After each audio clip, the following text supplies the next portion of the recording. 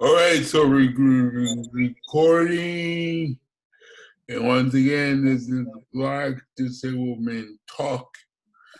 It's been a long time since we did this. We're back, and we're here without Ottis. Ottis had something to do. Okay. We're here with Lateef McLeod, Keith Jones, and myself. Yes, and that was the worst decision ever. Okay. And the topic is Corona and state violence towards Black disabled people. So here we go. So people, you want to start, or should I kick it off or what? So who wants to go first? All right, I'll go first. There you go now, see. All right, so this is Leroy Moore. So I don't know if this is captioning, but I hope it does later. But anyway, this is Leroy Moore, a little introduction. A Black disabled man in Berkeley, co-founder of Krip-Hop Nation, author, activist, and activist around police brutality since 1989. Also, a writer for Porn Magazine and such and such. So the topic is Corona and state violence against people, especially Black disabled people, Black disabled men. You know, and as we all know now, you know, of course we've already known that this virus, you know, is attacking more Black and brown communities. So, you know, what does that mean for Black disabled people? And of course, on top of that, you have police brutality. And I can go on about that, about, you know, we have the highest percentage of police brutality. You know, out there in the public, they say 50%. I always say it's 70 because most of the time, newspapers and studies and other things only count people with mental health disabilities. So if you count all disabilities, especially people that have autism, because that's the rise nowadays, people with autism, especially Black and brown, autistic men are being shot. So I think it's more than 50, I think it's 70%. So my thing is that now it's finally, you know, in the news. I'm telling you, dudes, I've been getting phone calls and emails from mainstream news. I mean, Of course. I never got any mainstream love in my 25, 30 years of doing police shows, you know? I mean, I'm trying not to laugh, but dude, that's so. I mean, it's just amazing that now that, you know, it's hot flavor of the month is that, you know, disability being looked at. Movements like, you know, BLM to the New York Times. So it's kind of strange, you know, to see this happening, you know, and I don't know if I should just ride the wave and. No, Leroy, ride the way. Listen. I know that I had to do it, cause bruh, we've been doing it. You like hey, when did you become Black? Like the question, like, as we've been doing this, because remember, I've never been this interested in Blackness and disability and intersectionality. But I started soul touching experiences to sit at the intersection levels 20-something years ago. People didn't tell you though. And now they're like, hey, like yesterday they were when they had the Black Trans Lives Matter, the LGBTQ, and I'm appreciative of that. But one of the things that struck me is irony. You are both fighting for social justice, but you're still racist and homophobic. I'm not really understanding how you're trying to fight for social justice while you don't like disabled people that are gay and black. Like, how are you ableist and homophobic in fighting for social justice? How? Like, it would dawn on me that as a person of color with the disability, that if I'm fighting for social justice for me, and you gay and you're being oppressed, then we need to fight together. Is that a wrong way to think about it? Well, I think what was happening today in the TV, you chime in, what's happening today, my father always said, back in the late 70s, he said, Leroy, watch out for helicopter activists. Now, he said that in 79, because he saw, Jesse Jackson come in town and get all the hype, get all the media, and leave while him and his friends are doing the work. So, and that it continues to happen today. I've seen it here with Van Jones. I'm going to just say names today, okay? Van Jones in Oakland did that, and I was right beside him when he's dealing with police brutality locally here in Oakland and San Francisco. And he told me, he's like, Leroy, shut up on this disability stuff. I was like, dude, most of your cases are Black men with disabilities. So he climbed that ladder, and now he's on CNN. He has a news show. So I see it happen, and my father saw it happen, and it's just a constant circle. So, you say that, if you're doing social justice, the thing is the social justice turned into a 9-to-5 job career. There it is. Brother, here's the thing. I know that we've been in this, and like Lateef, I'm trying not to laugh because I was sitting in the house. I was like, I should never say that I have a career in social justice. I should never say that I have a career in social justice. You know what that means? If I have a career, if I'm a career activist, I'm supposed to be putting my ass out of business. Yeah. Like, isn't that the end goal of being a social justice? They say that all the time when they start nonprofits. I listened to this since the 80s, that I'm going to work myself out of a job.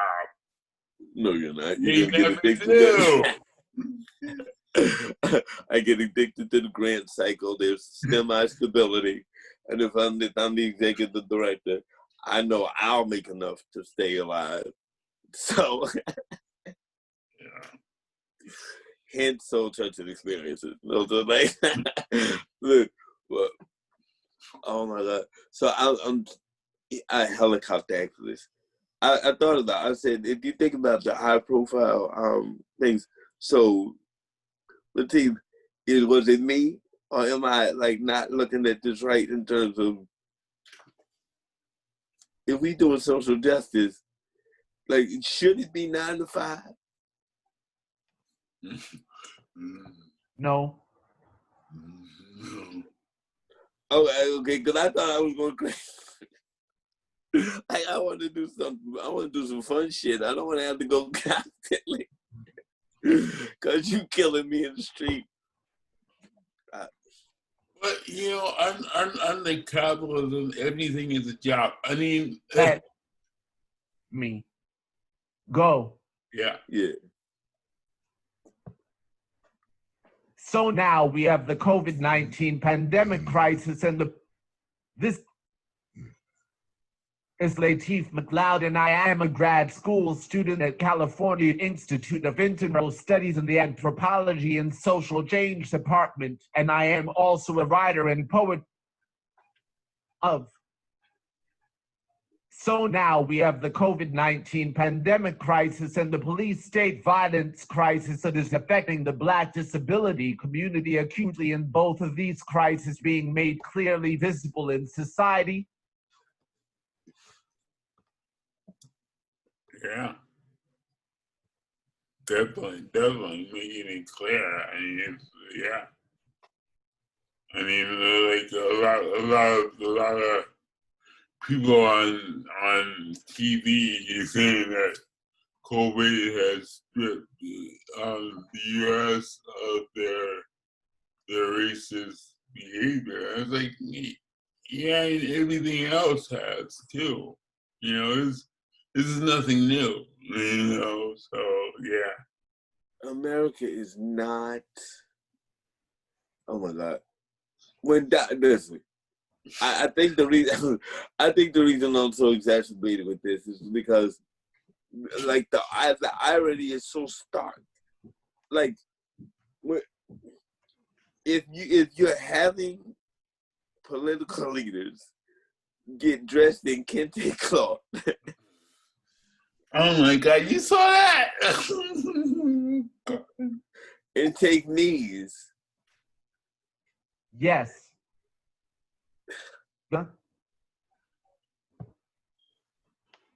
That was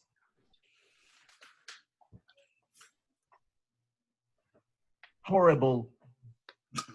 Oh yes, my that God. is horrible. Lateef, here's the question.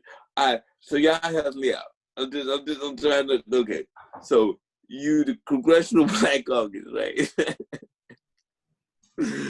And you know that your people are being decimated.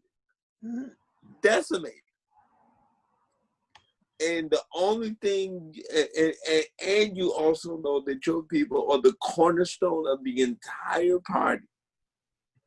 Yet, there has been no money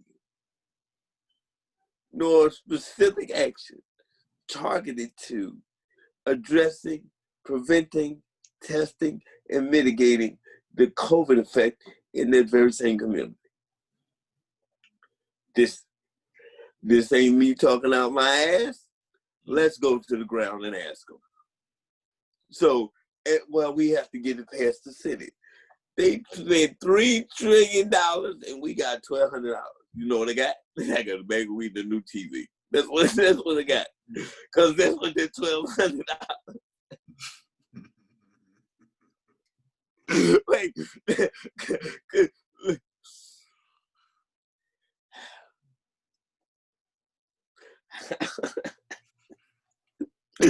like, what do you do?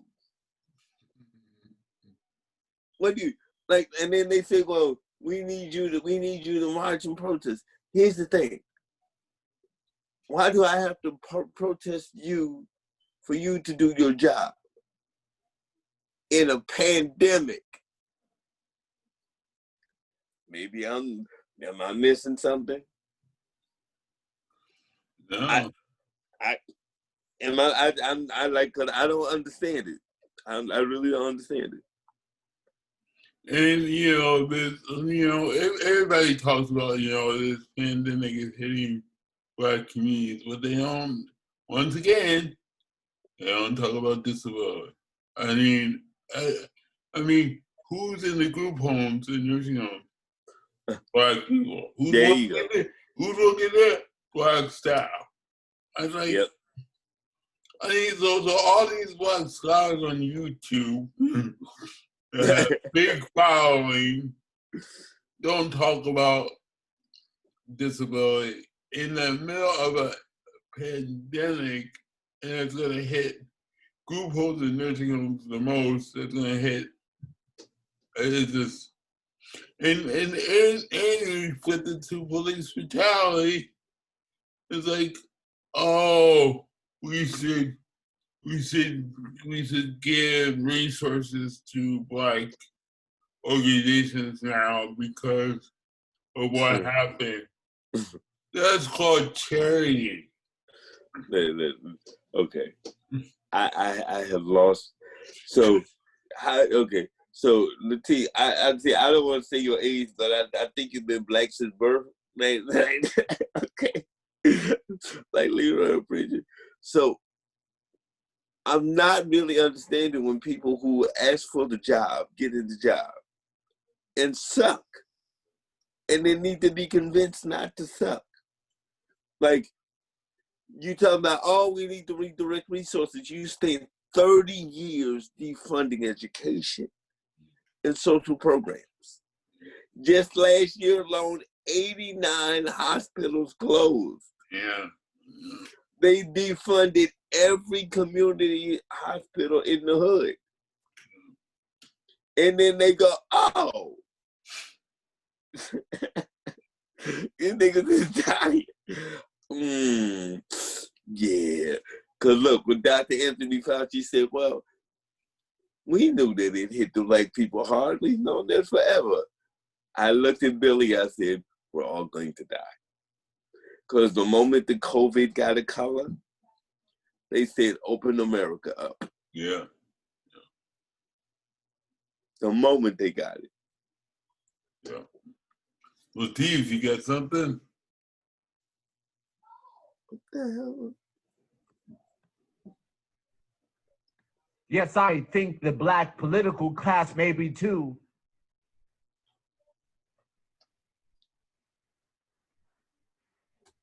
Removed from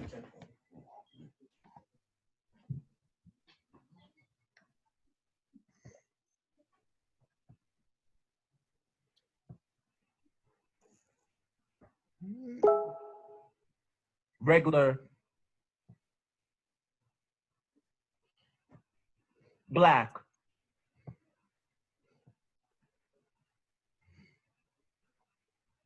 community to be effective for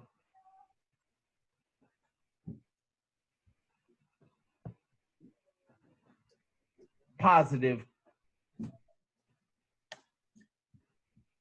change. Removed from regular Black community to be effective for yes, I think the Black political class maybe too. Removed from regular Black community to be effective for positive change. Hey, can you say that one more time for the people in the back, please? Yes, I think the Black political class maybe too.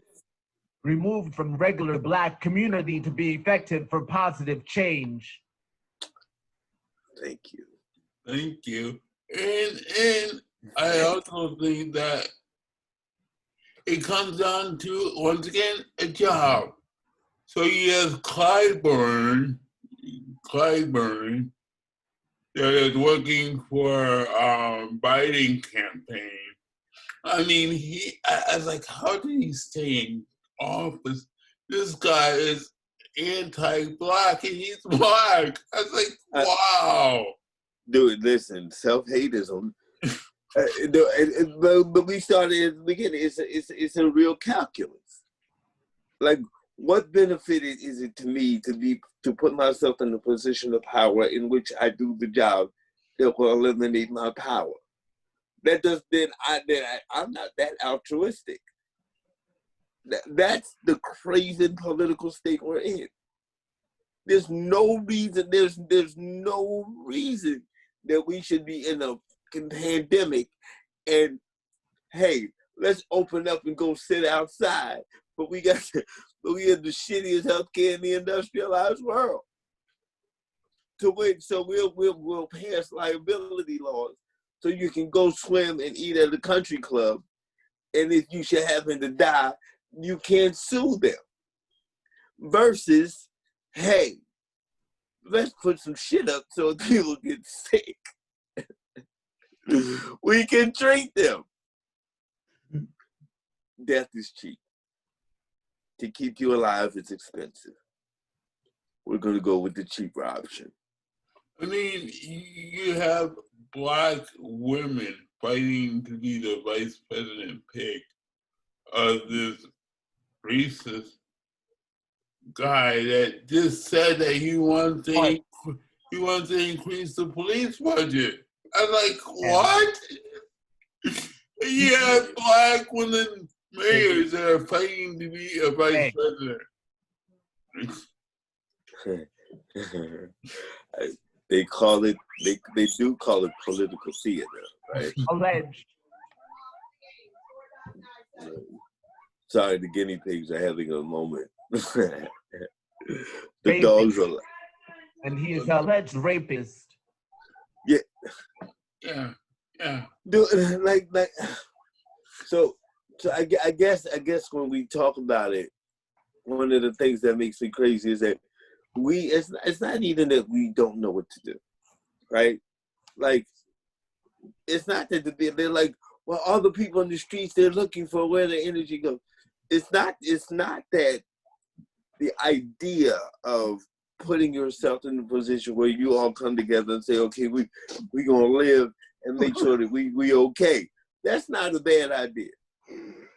It's a bad idea when you say we gonna live together. Y'all can't have shit. That's a bad idea. And so now if you think about it, people are marching in the streets for their life. And yet the people that they're trying to convince have everything laid at their feet. There's nothing in Congress that's going to stop any of those people from getting world-class health care. That's not good. When they vote to not extend the $600, they still gonna get their check. Yeah.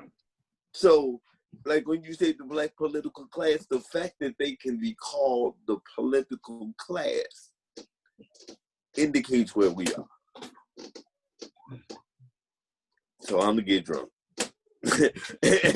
and there's long as weed and then watch Avatar. That's what I'm gonna do.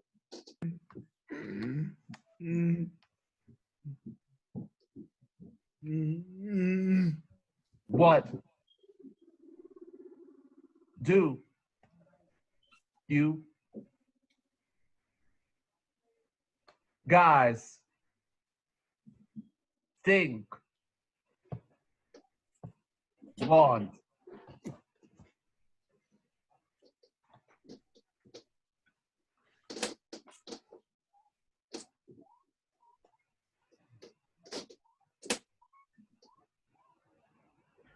will happen in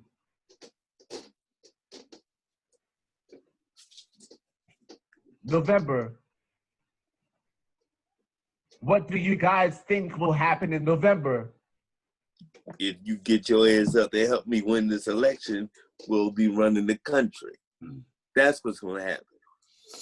Because if we say, hey, what's the definition of insanity? Doing the same thing over and over again and expecting the same result. Y'all marching in a fucking pandemic. Let me say it again. You're marching in a fucking pandemic. And you're marching against a pandemic that you've been living for half a millennia. If you ain't ready to do some change now, then you'll never be ready. And I'm not talking about tinkering on the edges. This shit got to go. So how can anybody who's been in the United States Congress for 20 years look at you and say, send me back? 20 years ago, Rodney King was 10 years before. Right? Bensonhurst. Like, when they drugged the black man down the road in Texas? Like, and I need to send you back to do what? When y'all are debating lynching being a hate crime in 2020, we have a museum of lynching. Okay, I'm back. Sorry, I had a moment. I think in November for me, it's I just I can't believe all these political YouTubers and fucking newspapers are talking about the elections. And people are dying today and they're talking about November. Yeah. I just, my mind blows up. I just can't understand it. It's like, I don't give a F about November if I can't go outside today.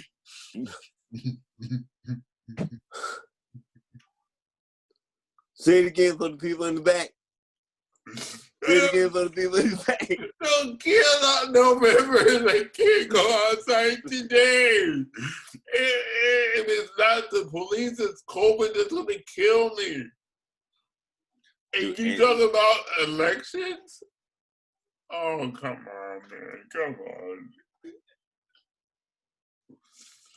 Oh, God. Dude, and one of the things, so, and he just nodded at me because I know I'll babble on forever. But one of the things that I'm laughing at is like Georgia's a debacle. Stop. Let's stop. You've seen this coming 10 years ago. Okay, let's stop. No, let's be fair. When the hanging Chad incident happened, we were doomed. And it has been a 30-year Christian conservative jihad to destroy the black ability to vote. And they have been on that mission diligently for 30, and I'm being conservative when I say 30 years. How do you expect to run a country when you destroy that apparatus in which allows you to run the country? They had no intention of giving us this country. Leroy, do you remember the conversation we had when I said they're practicing scorched earth politics? I told you they would raise this bitch to the ground before they give it to us. And if they don't, they will shoot us in the street. So depressing. Well, fuck it. What you gonna do? It just, I don't know. Talking about November, it's just like, wow. You know, it's. Well, here's the thing. If you, okay, so because we are smart, let's pretend that we don't pay attention. Okay, right? Let's just do that. So when you hear, well, Joe Biden is at 48%, or he's at such and such percent, and he's there, right? And then you sit there and you look at the numbers in the real small corner, and they say a sample pool of 700 people. I know statistical modeling. I can understand the representative sample, but I'm pretty sure 700 people do not represent 335 million people. So, and so when you get into the methodology of it, like on some real shit, you'd be like, all you would have to do is say the truth. Out of 100 people we surveyed, 50% said they would vote for Donald Trump. That makes a little more sense than 50% of Americans. There's a huge difference. Yeah. And when the thing happened in Atlanta, she said, "Don't burn down the city. Go out there and vote." Mama, yeah. Georgia, did you not see what that's happened in the last election? Yeah. Did you not see me sitting in my car and your police officer snatched me out, broke my arm, and tased me? And you said, "Don't get mad, go vote"? Yeah. How do I vote? Oh, you notice they didn't mention about voting accessibility, but yeah, when I was in Atlanta a couple of years ago, And I got off of the stage doing my lecture. I was surrounded by single Black mothers asking me about services in Georgia. Well, They said, Leroy, there's really no services for autistic Black teenagers in Georgia. This was only 3 years ago. And here, and this, so Lateef, I was sitting there thinking, I was like, I thought I was a little crazy. Because when you said that, I'm like, okay, we are in our 50s. And the fact that people are saying, well, it's so hard for people to change their ways and like, well, wait a minute. So it's okay for me to die. It's okay for my autistic child not to get anything, but we're supposed to be the greatest country on earth. It's okay for us to have a consistent digital divide where we have to shelter in place, and then we're going to say, well, we're kind of surprised that there's a rise in domestic violence. Meanwhile, they've passed a liability laws to let people die. Like at some point, either we're going to say enough is enough or we're just going to lay down and die. Personally, I'm going to go with the first one. I could go to a demonstration.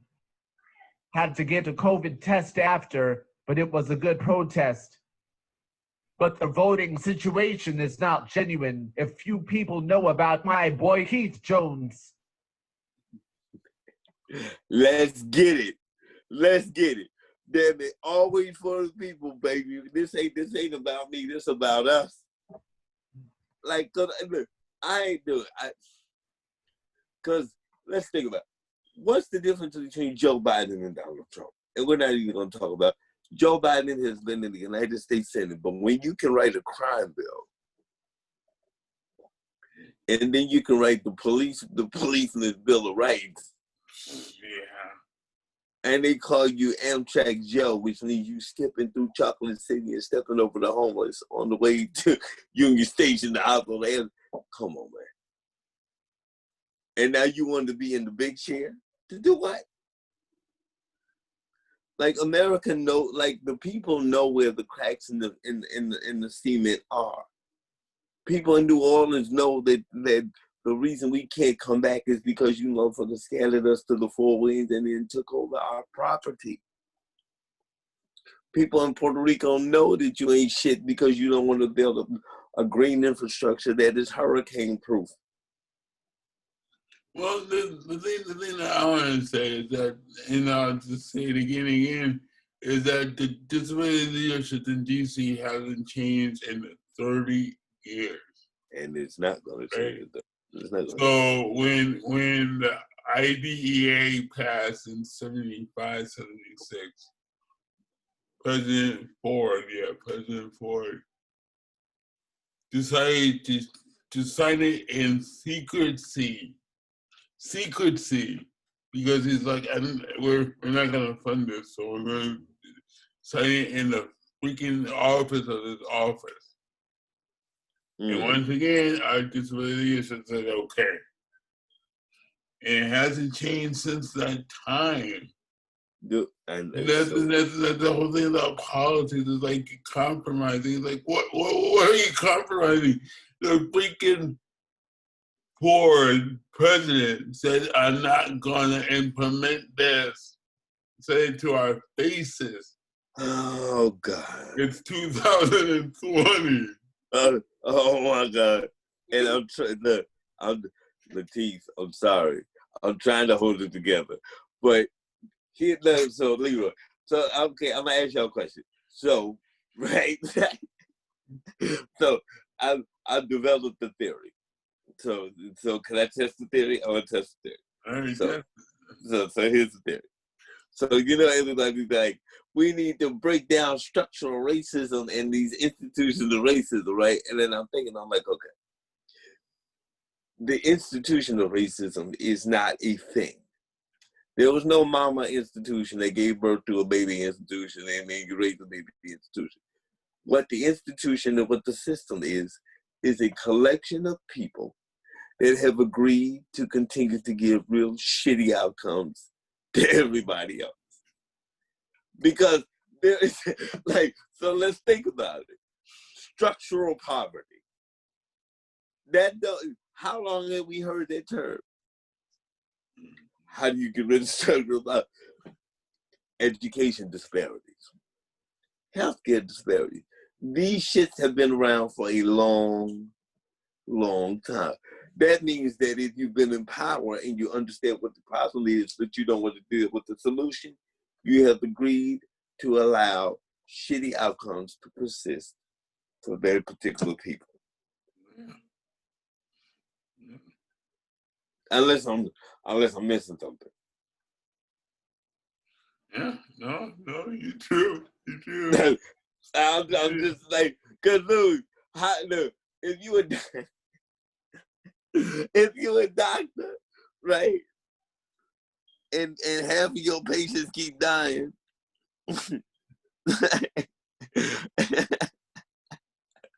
are you a good doctor?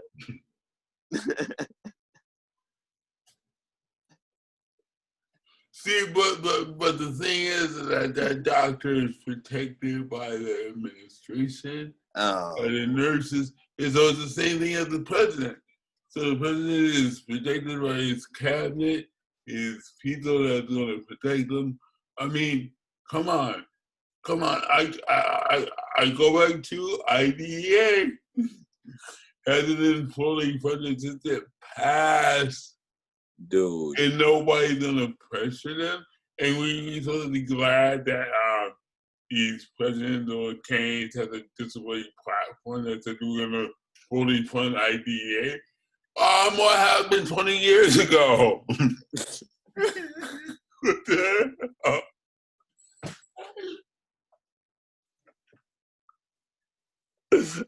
Listen, I told you. Okay, I'm sorry, Lee. I'm trying not to laugh because it's like it hurts my head. Like, and they stand there and they bask in it. Like, dude, you literally are basking in the fact that you stewed and stupid, and like you just stewed in it. You just turned around, and so you passed the law. And then because of political courage or lack of political will, children have to suffer because you are incapable of doing your job.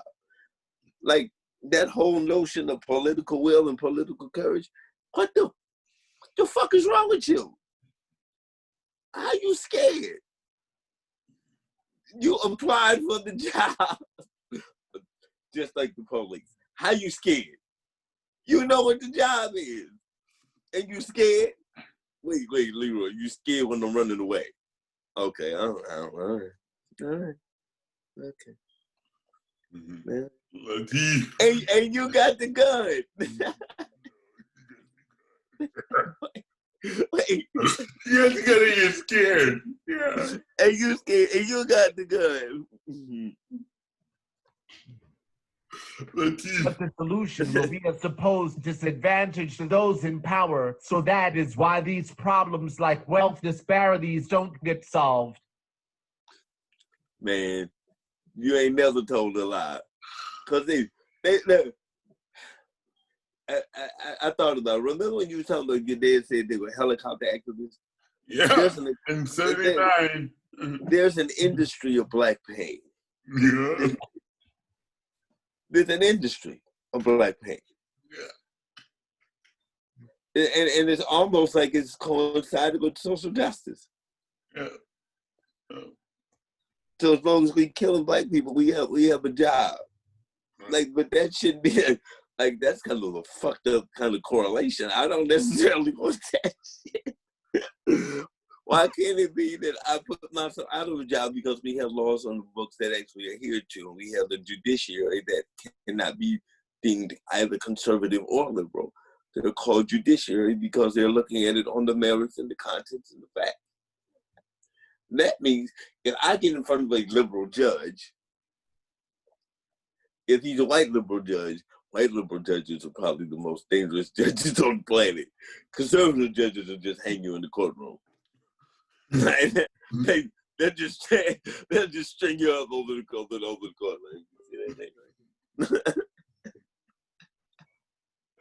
Dude, okay, like about 4 years ago, I was downtown San Francisco. My mouth dropped on teeth. I was downtown San Francisco, waiting for something. I saw a Homeland Security van, 2 vans, and people of color were driving it with their suit on. I was like, hold it. You have black and brown people working at Homeland Security? Yes, we do, because we need decoys.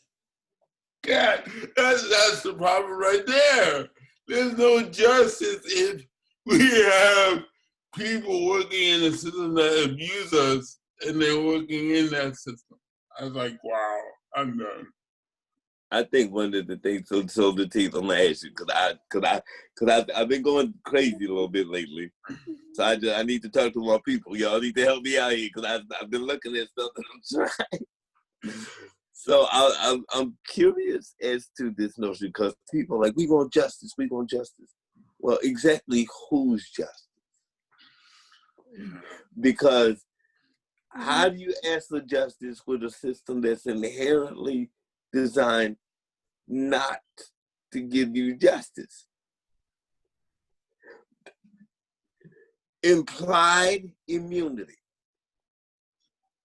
And they're arguing over whether or not police should have implied immunity, because if he kills you, then because the other dude killed you and he got away with it, he should be innocent too. Implied immunity. How do you get justice from a system that is inherently unjust to you? In the pandemic,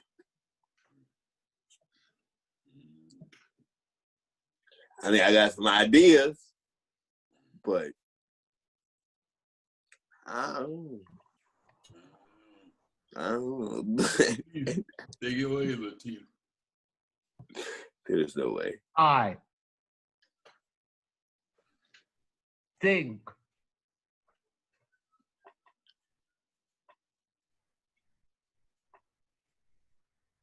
they want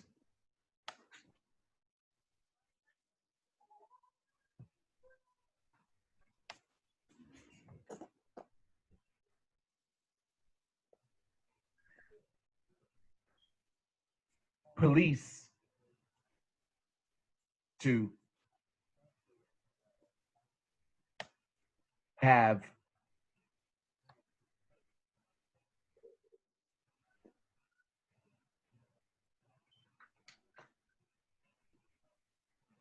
implied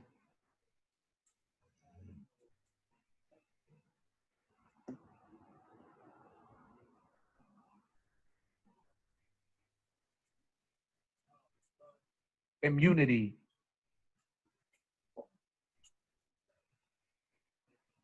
because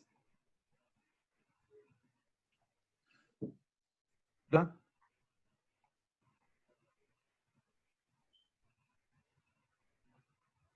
ruling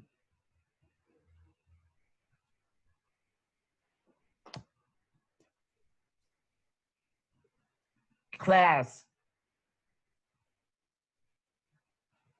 knows that they will need to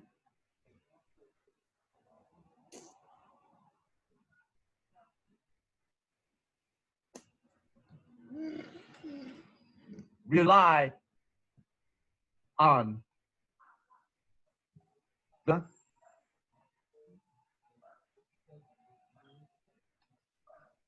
ruling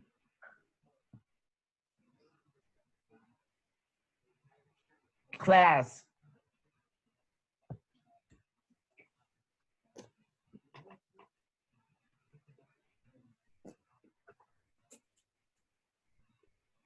police forces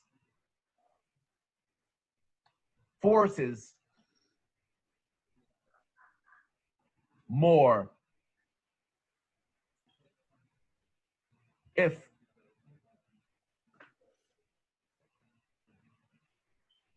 this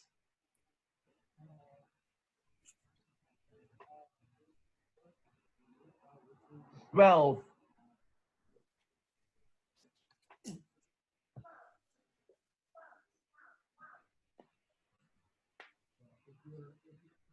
disparities are to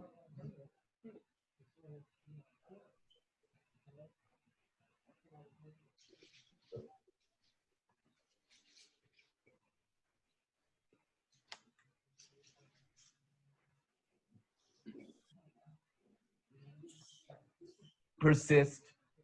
I think they want police to have implied immunity because the ruling class knows that they will need to rely on the police forces more if this wealth disparities are to persist. Yeah. Oh my God. You know, I when I hear, like when you think about a dictator, right? You wonder how one man can impose his will over an entire country, right? Because I've been thinking about, like, I've been watching Donald Trump, Okay. and I'm watching everybody, and like, he can do, no man can do that unless he has people who are complicit in the process. No man, particularly here, Donald Trump should never have been able to walk and tear gas his way over to a church to hold the Bible upside down in the pandemic. If that wasn't the Omen and Damien in 16, I don't know what to tell you. Wait.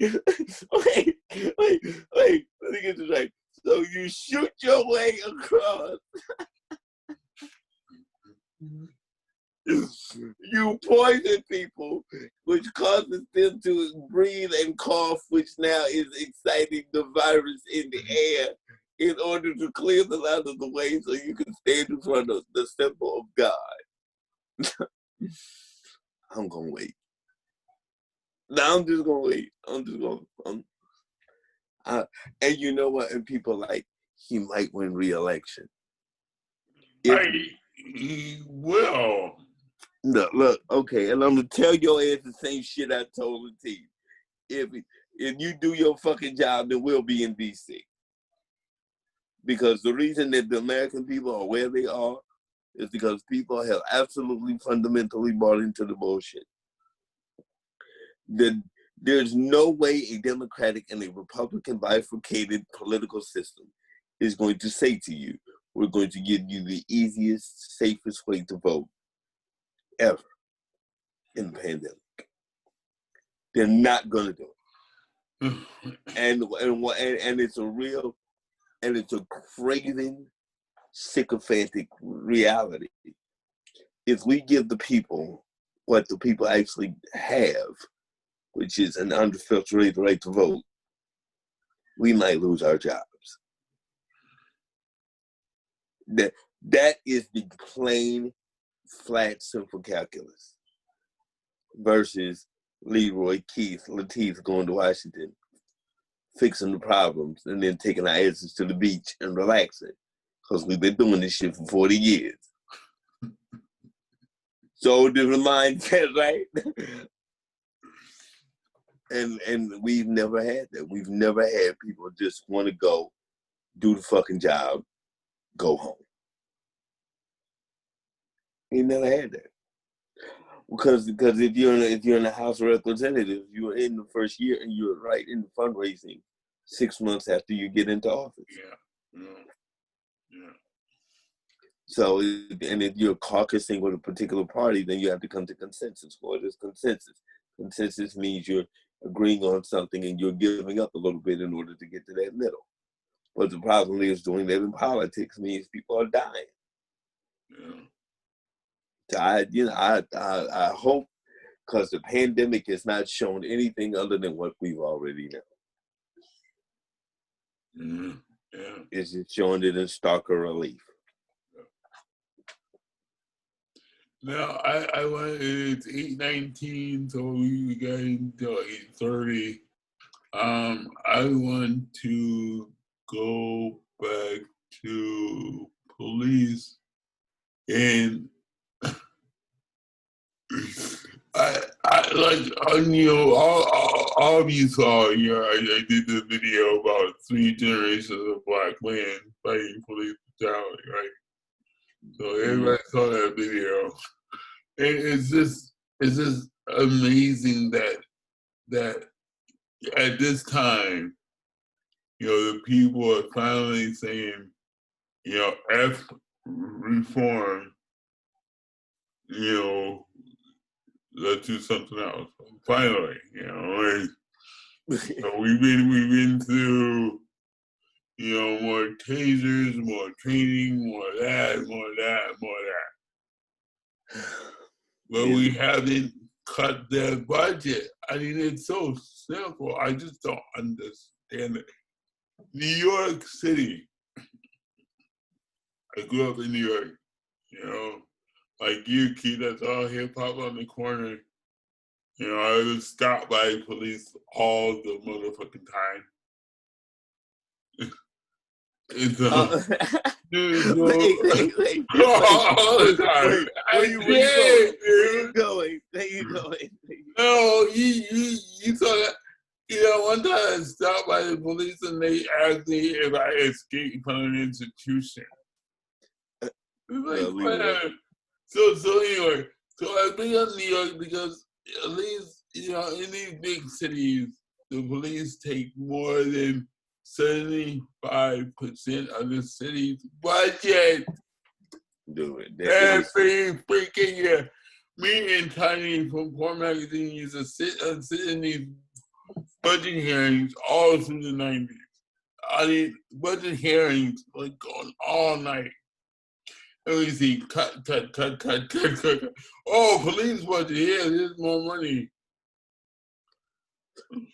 Dude, listen, remember how they did it. Remember how we got here. Like everybody's like, oh, we don't understand why the police, we need to de-escalate, demilitarize. Stop fucking with my emotions and my intelligence. Let's stop that. You understand that crime is an industry and not for the fucking criminal. Okay, let's get that right. It's an industry for prisons. It's an industry for politicians, not for fucking criminals. What do I mean by that?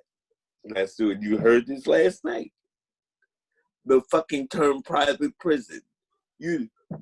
How do you get a private prisoner? Like, come on.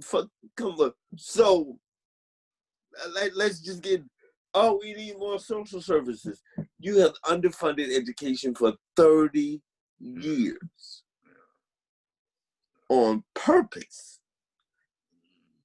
So now people are like, we need to get, the reason New York got all their money was because they were, because of 9/11, right? Yeah.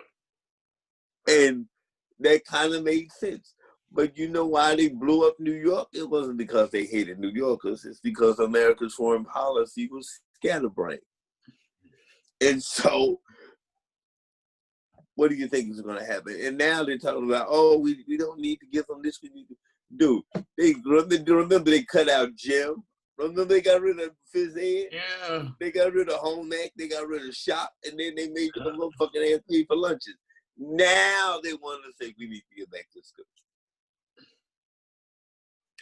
Look, we did not spend, I think the report just came out. Okay, so the Department of Education budget is $70 billion annually. They gave out $115 billion in law enforcement grants last year. Yeah. In that office was created under Bush. Yes. Then Obama gave him so much money after the high school shooting. Obama gave him like, oh, here's $250,000. So, dude, I can't. But nobody wants to bring up that Obama just totally tripled their budget when he was in office. With cops in schools, tripled their budget. Well, remember, so one of the things that we know, go ahead, Lateef. You want to say it? Yeah. What does the police department do with all that money? You know what they do with it. They go tricking.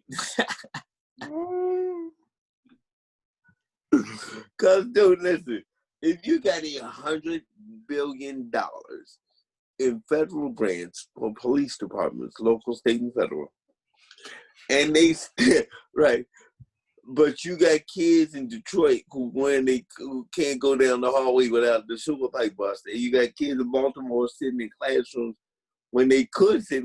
Like, actually, the COVID may have done you a good thing and a bad thing. Because now you ain't freezing inside your school trying to learn. Now you starving inside your house trying to learn.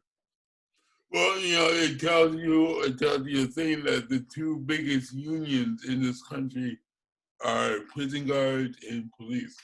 So that's to tell you right there. Yeah, see. like, dude, it's so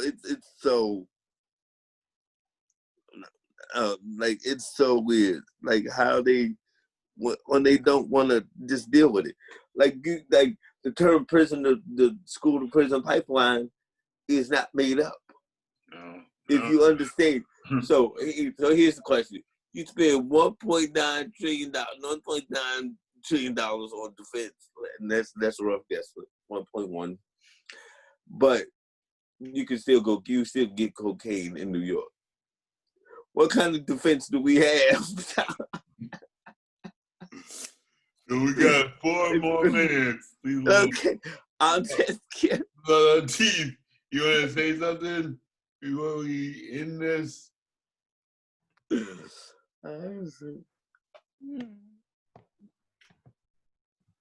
I think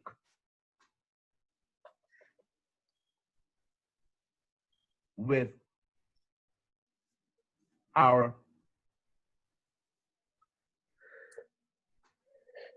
movements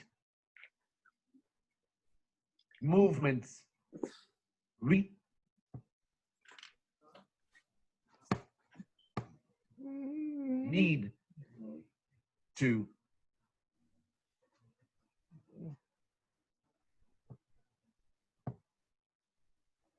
explicitly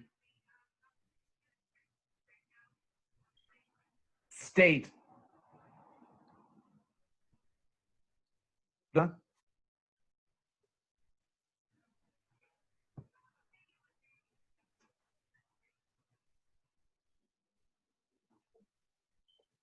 things we need and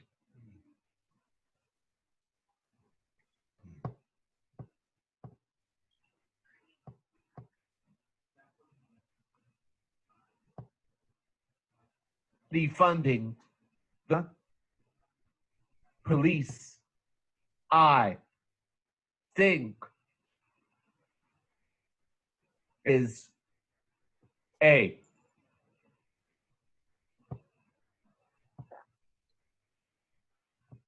necessity and we can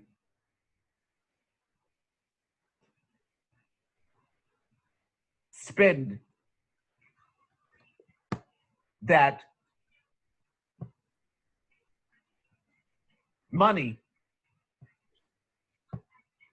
and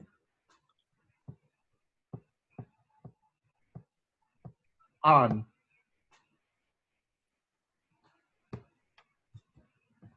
health. And I think with our movements, we need to explicitly state the things we need, and defunding the police, I think, is a necessity, and we can spend that money on health. And I think with our movements, we need to explicitly state the things we need, and defunding the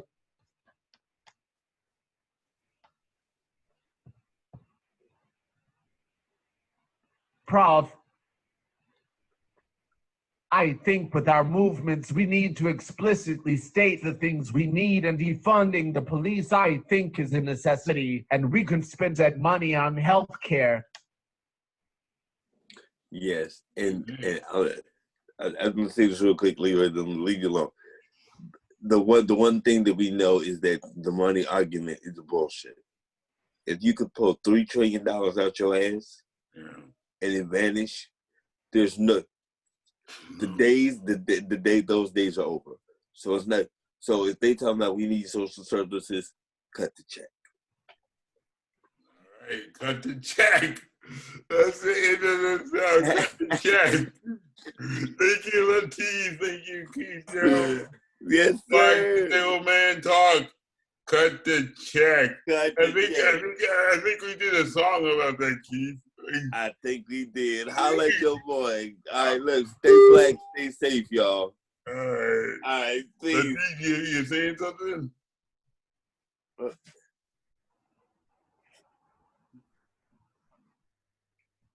Think you got a couple more seconds?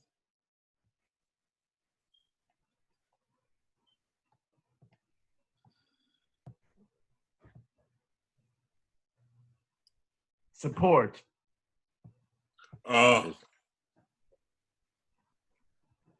our P.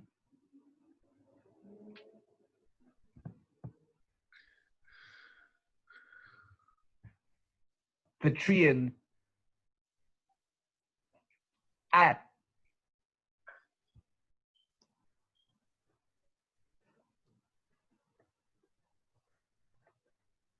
P.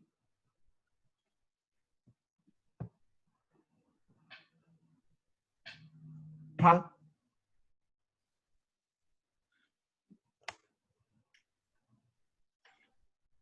Patreon.com/black disabled men talk. Support our Patreon at patreon.com/black disabled men talk. Thank you for that. Hey, Thank there you. you go. All right, well, peace. All right, stay blue, stay black.